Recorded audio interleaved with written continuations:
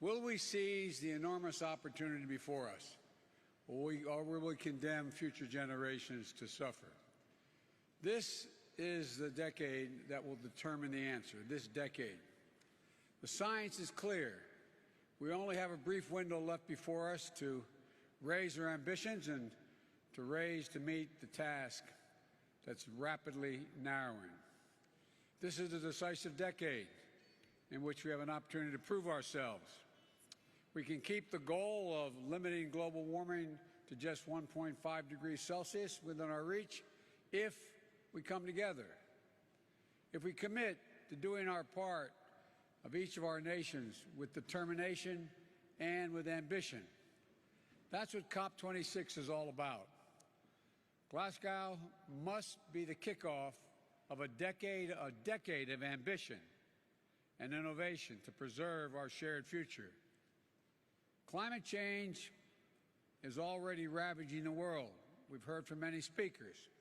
It's not hypothetical. It's not a hypothetical threat. It's destroying people's lives and livelihoods, and doing it every single day. It's costing our nations trillions of dollars. Record heat and drought, fueling more widespread and more intense wildfires in some places and crop failures in others. Record flooding and what used to be a once-in-a-century storms are now happening every few years. In the past few months, the United States has experienced all of this, and every region of the world can tell similar stories.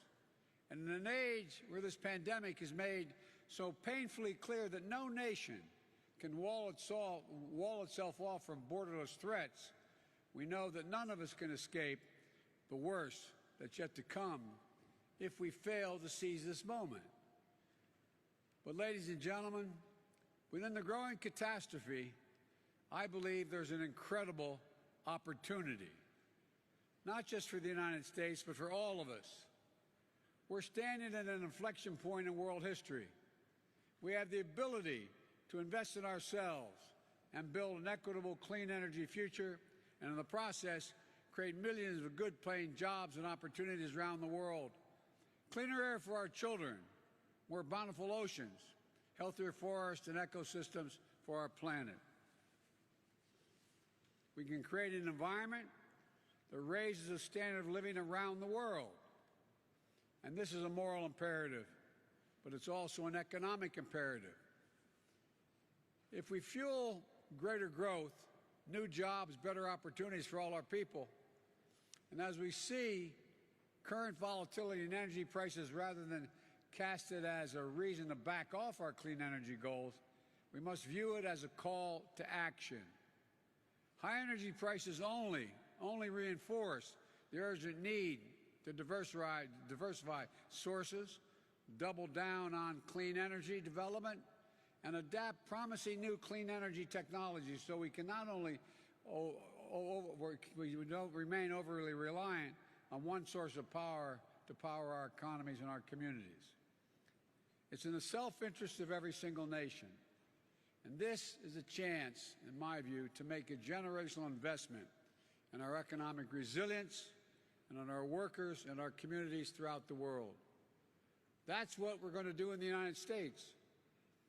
My Build Back Better framework will make historic investments in clean energy, the most significant investment to deal with the climate crisis that any advanced nation has made ever.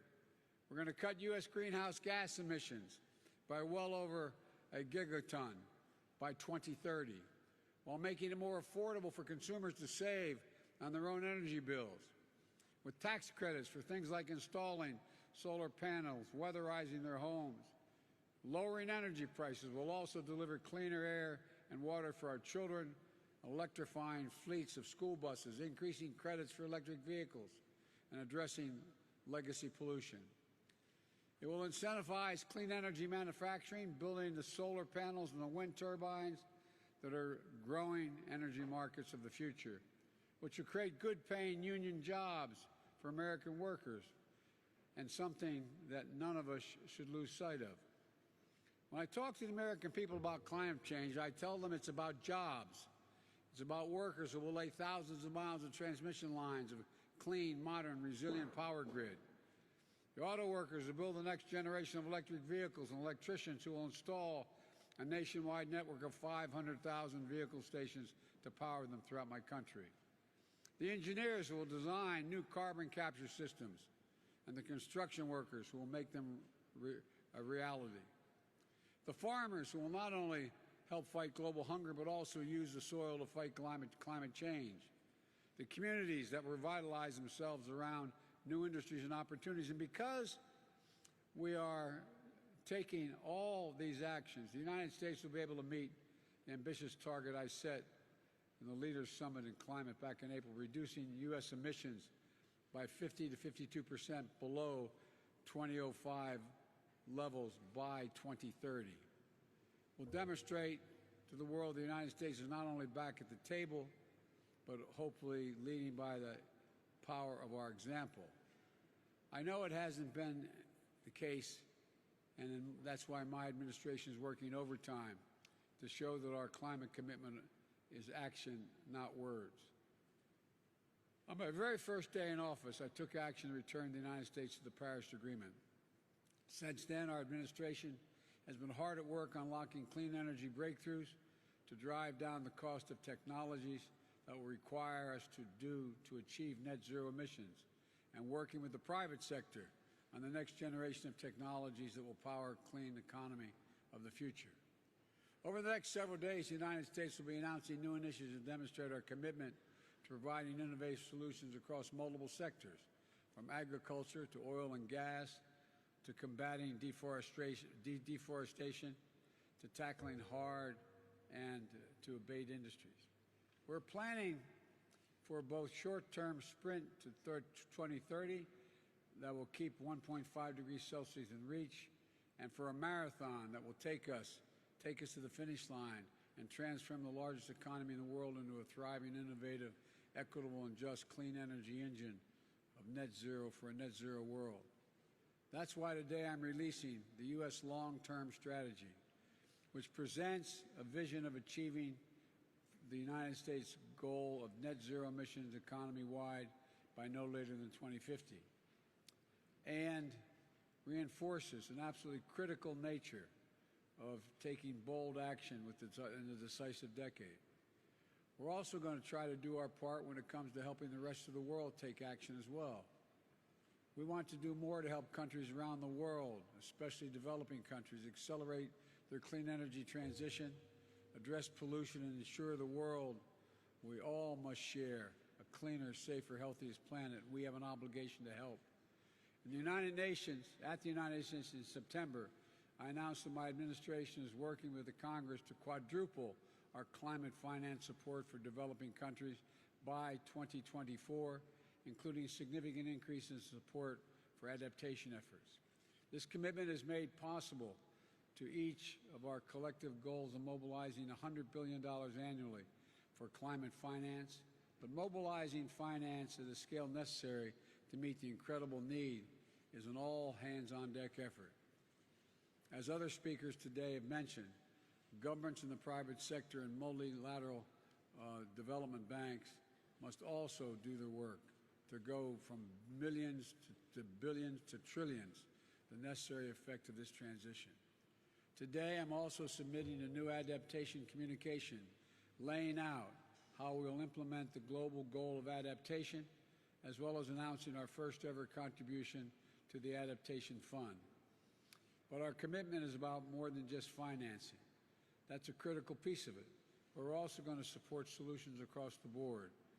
In the lead up to this gathering, the United States joined our G7 partners to launch a Build Back Better World initiative. We also reconvened the Major Economies Forum on Energy and Climate to launch transformative actions and to raise ambition.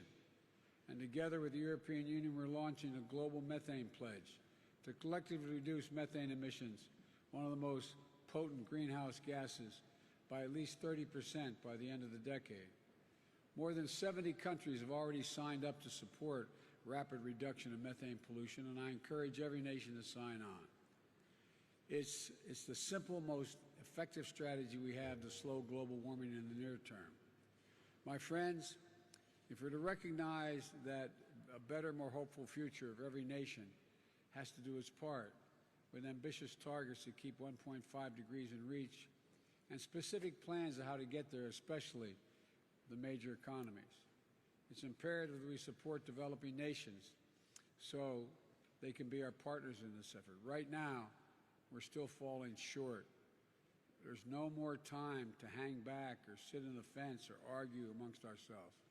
This is the challenge of our collective lifetimes, the existential threat to human existence as we know it. And every day we delay, the cost of inaction increases. So let this be the moment that we answer history's call here in Glasgow. Let this be the start of a decade of transformative action that preserves our planet and raises the quality of life for people everywhere. We can do this. We just have to make a choice to do it. So let's get to work, and thank you. Those of us who are responsible for much of the deforestation and all the problems we have so far have an overwhelming obligation